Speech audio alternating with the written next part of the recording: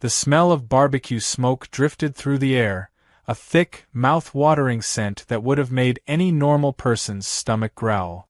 But for Jake, it sent a jolt of panic through his chest.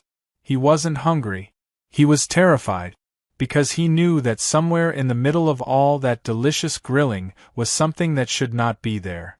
Something that had 4 tiny hooves, a fluffy white coat, and the most innocent, big-eyed stare. Marshmallow. His baby goat. Just this morning, Marshmallow had been safe in his pen, happily chewing on a piece of old rope like it was the greatest treasure on earth. Now, he was gone. No broken locks, no tracks leading into the woods, no sign of a struggle. Just gone. Jake had searched the entire farm, checked every corner of the barn, even crawled under his truck in case the little troublemaker had decided to take a nap in the shade. But deep down, he knew. This wasn't an accident. Someone had taken him. And then Mr. Henderson, his ever-watchful, always nosy neighbor, had appeared at the fence, chewing on a toothpick like he was the bearer of some deep, ancient wisdom.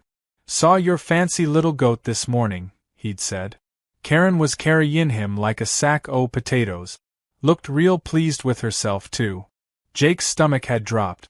Karen. Of course it was Karen. His neighbor, his nemesis, the self-proclaimed queen of the cul-de-sac. The woman who once called the cops because his rooster crowed too loudly in the morning. The woman who had tried to petition against his unsightly farm aesthetic because she thought it was driving down property values. The woman who had stolen his baby goat. Now, as Jake peered over the ridiculously high wooden fence that separated his property from Karen's, his worst fears were confirmed. There, right next to her overpriced outdoor kitchen setup, tied to a metal post like some kind of farmyard decoration, was Marshmallow. The little goat looked confused but unharmed, occasionally letting out a small, nervous bleat. And just a few feet away, Karen and her overly dressed guests clinked glasses of wine, laughing as a chef in a ridiculous white hat flipped something over a sizzling grill. Jake's heart pounded. He had to get Marshmallow out of there. Now. But as he gripped the top of the fence, ready to hoist himself over, a shrill voice sliced through the air. "Well, well, well. If it isn't Farmer Jake." Karen stood there, a smug smile stretched across her perfectly lipsticked face. She held a glass of wine in one hand, the other perched on her hip like she had just won some kind of neighborhood dispute. "I was wondering when you'd show up." Jake clenched his fists, trying to keep his temper in check. "Give me back my goat, Karen." She laughed, the kind of laugh that made his blood boil. "Oh, don't be so dramatic. I found him wandering around near the road. Thought I'd save him before he got hurt." "That's funny," Jake shot back. "Because my fence is still locked, and my cameras didn't pick up any wandering." Karen waved a dismissive hand. "Technicalities. Anyway, you should be grateful. We're throwing a beautiful little barbecue, and I figured he'd make a wonderful addition." Jake's stomach twisted. "You mean?" "Oh, don't look so shocked," she said, rolling her eyes. "People eat goat all the time. It's a delicacy." Marshmallow let out another nervous bleat, as if he understood exactly what she meant. Jake could feel his pulse in his ears. He was going to lose it. He was going to grab that wine glass out of her hand and dump it straight over her head. But no, that wouldn't help. He needed a plan. Taking a deep breath, he forced a calm he definitely did not feel. "All right, Karen. Let's be reasonable. That goat belongs to me. You can't just steal him, Anne." "Oh, please," she interrupted, taking a slow sip of her wine. "It's just a goat." Jake's vision blurred with rage. Just a goat. Just a goat. He had raised Marshmallow from the moment he was born. He had stayed up all night during a storm when the little guy got sick. He had built him his own personal play structure, complete with ramps and tiny slide. This wasn't just a goat. This was his family. Karen smirked. "Look, you're welcome to stay. We've got plenty of food. You might even enjoy it." Jake inhaled sharply, forcing himself to think. Storming in and grabbing Marshmallow wasn't an option. Karen would call the cops in a heartbeat and somehow make herself the victim. No, he needed something better. Then, like a gift from the heavens, he spotted something in the corner of Karen's backyard. A decorative sign, perched on a table, proudly displaying a QR code. Follow my exclusive barbecue experience on social media. Jake's mind started spinning. Karen loved attention. She lived for it. If he played his cards right, he could use that against her. He took a step back, forcing a slow smirk onto his face. You know what, Karen? You're right. Maybe I am overreacting. Her eyes narrowed. Oh. Yeah, he said, crossing his arms. I mean, if this is such a high-class event, I should be honored that my goat is the star of the show. I bet your online followers would love to see this. Karen's smirk widened. Obviously. I have some very important people watching. Perfect. That was exactly what he needed to hear. Well then, Jake said, pulling out his phone, let's make sure everyone sees it. He scanned the QR code, quickly finding her livestream. As expected, she was bragging about her fresh, organic, locally sourced meal. The chat was full of comments, people asking about the food, the setting, the recipes. Jake didn't hesitate. He took a screenshot of Marshmallow, still tied up, and uploaded it to every local group he could find. Breaking. Karen from Maple Street stole my baby goat and is about to cook him live on camera. Somebody stop this madness. Then, he pulled up his contacts and made 2 quick calls. The first?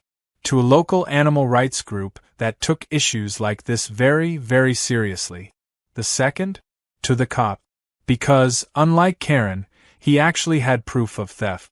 Karen was still obliviously gloating when he put his phone away.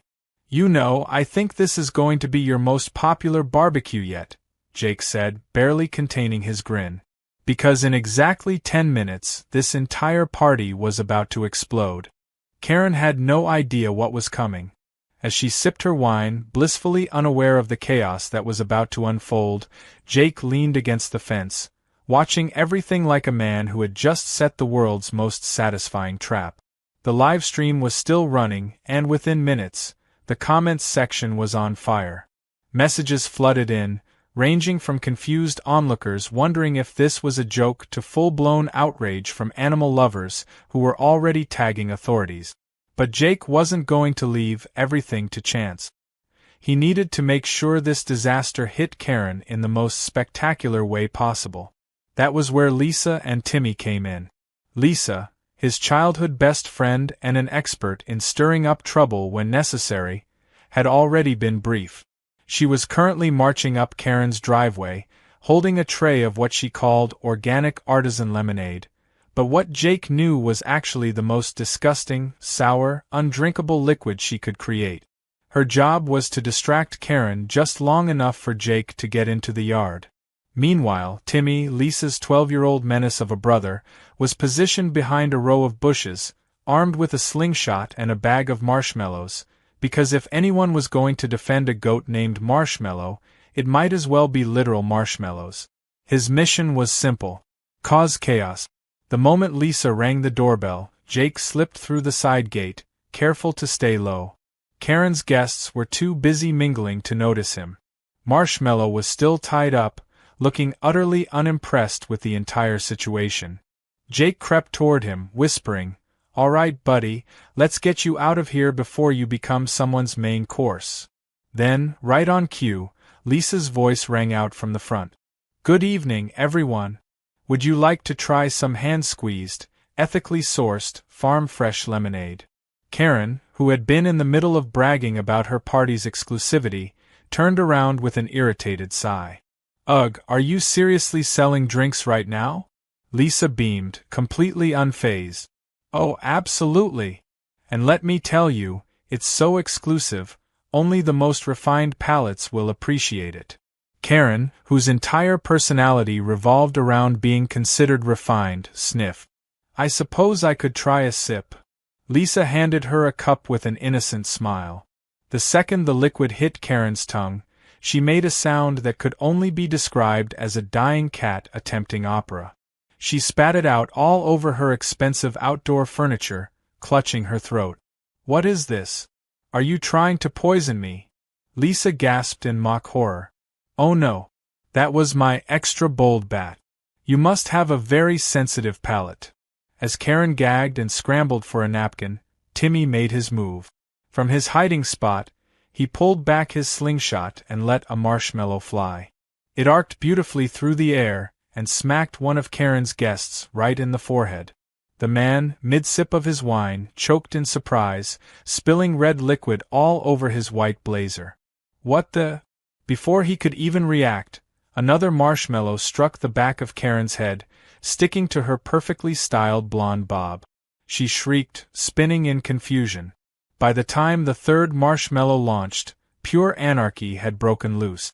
Karen's guests, now thoroughly rattled, were scrambling to dodge the unexpected sugary assault.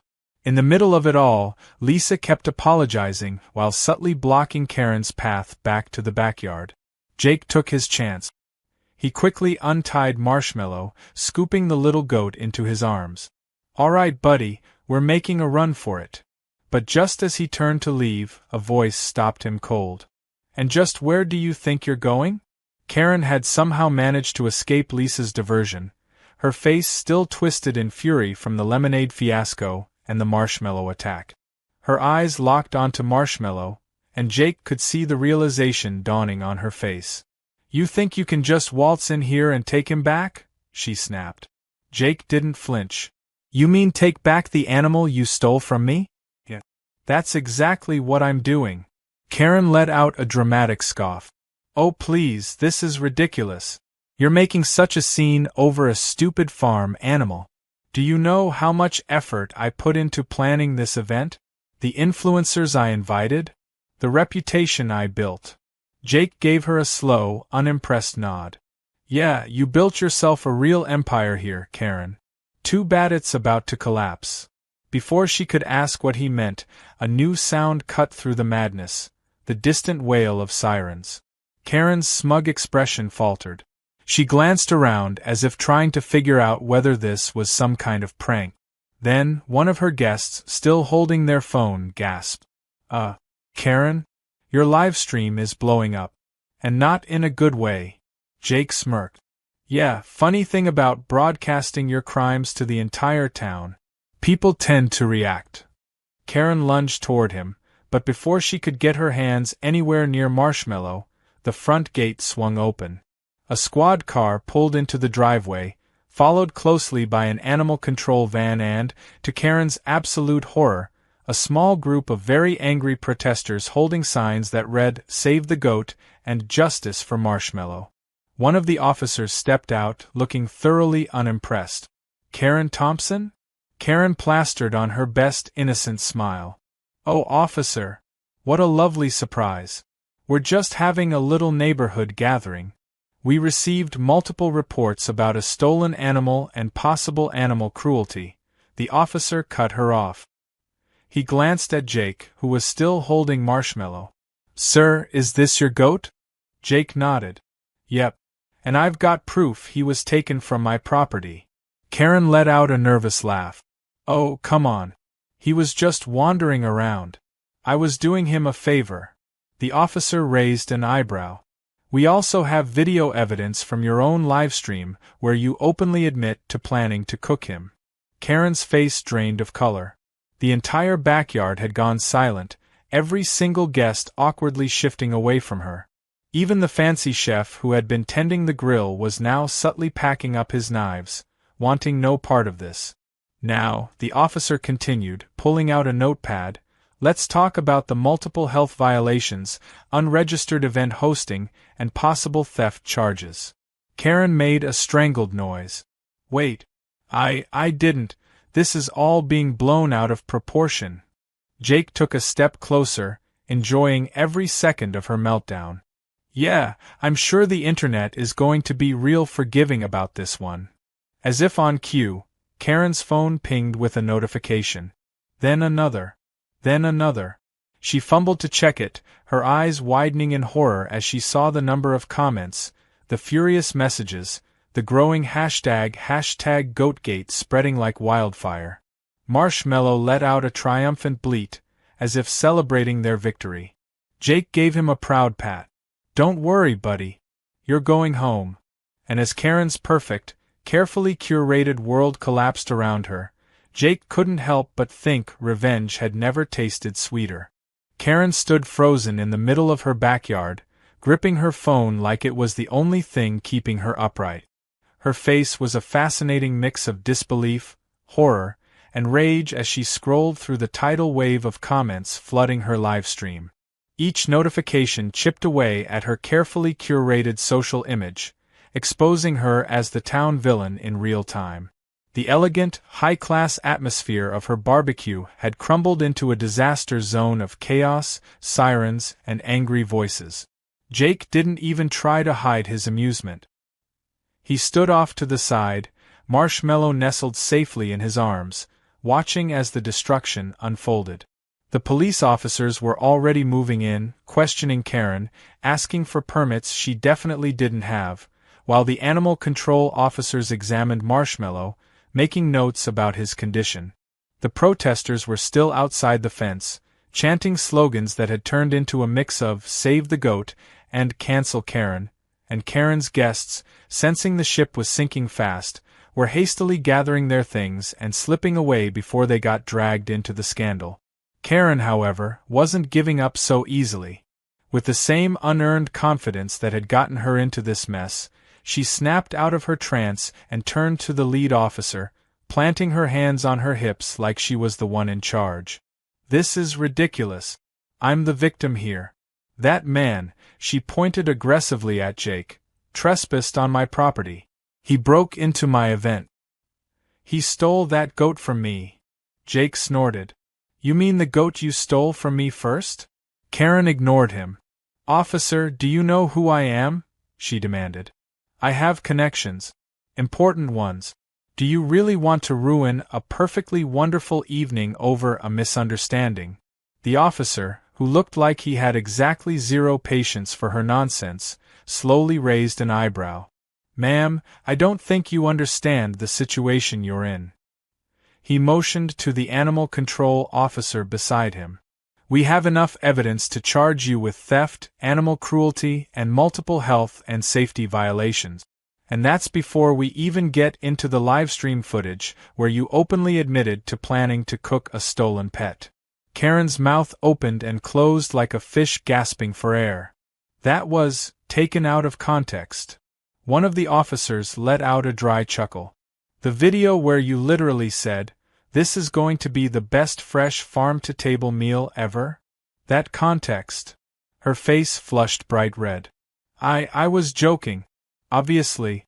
No one was actually going to eat the goat. It was all for show." Jake gave Marshmallow a scratch behind the ears. "Well, that's funny, because I distinctly remember you telling me I should be honored that he was going to be the star of the meal." Karen's frustration boiled over, and she turned on Jake, seething. "You think you're so clever, don't you?" Jake grinned. "Not really. But I don't need to be when you're doing all the work for me." Karen let out a sharp breath, clearly trying to compose herself.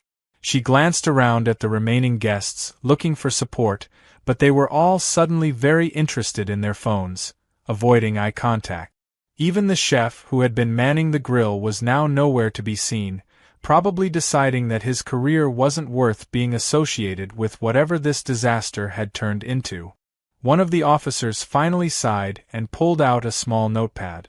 "All right, Karen Thompson, as of now, we are issuing citations for unlawful animal possession, failure to obtain proper permits for food preparation, and hosting an unregistered public event." Karen stiffened. "Citations. For now," the officer continued.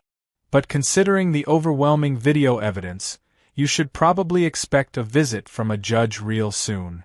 Karen's expression flickered with panic, but she still wasn't backing down. "I'll fight this. I have lawyers. I have connections.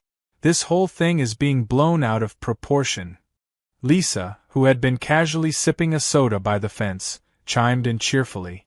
"Yeah, well, I don't think the internet agrees with you." Karen whipped her head toward her, glaring.